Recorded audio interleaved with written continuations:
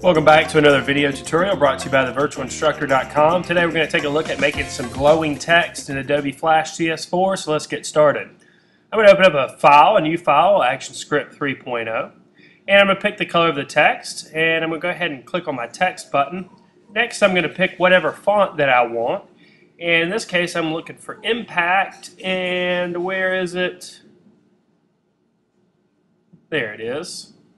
You can use any font that you want. I'm going to pick a nice font size. Mine's on 51. I'm going to go ahead and type out glowing text here in the middle.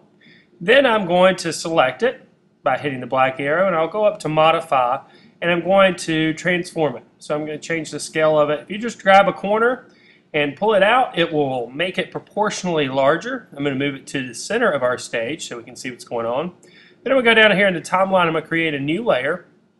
And I'm going to pull it behind layer 1. Remember, layer 1 is the layer that has our text. I'm going to name the new layer background, and I'm going to name the layer with our text glowing text. Won't be any confusion there. Now I'm going to extend this animation about 20 frames.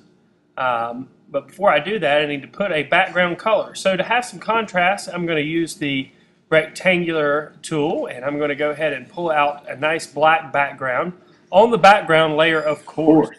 The next thing I'm going to do is I'm going to go back down here in my timeline, make sure I'm on the glowing text layer, and select the text itself.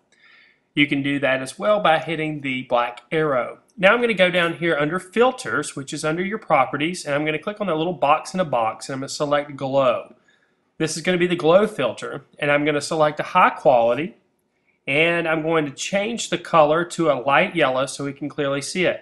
I'm going to change the blur X value to 25 pixels. Let me pull up here and show you what that will look like. That's what your image looks like with the blur on 25 pixels. Now I'll go back down at our timeline, and I'm going to insert some new keyframes on frame 10, which is going to be right in the middle of our animation. So I'll right click and insert a keyframe.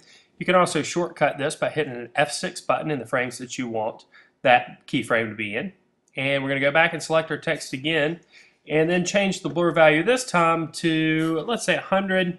And 100 is maybe a little bit too diffused. So I'm going to change that to 80 this time. And that's a little bit better. Now we're going to do the same thing. We're going to go to frame 20, which is going to be the end of our animation. And I'll go ahead and select both of those and go ahead and insert our keyframes.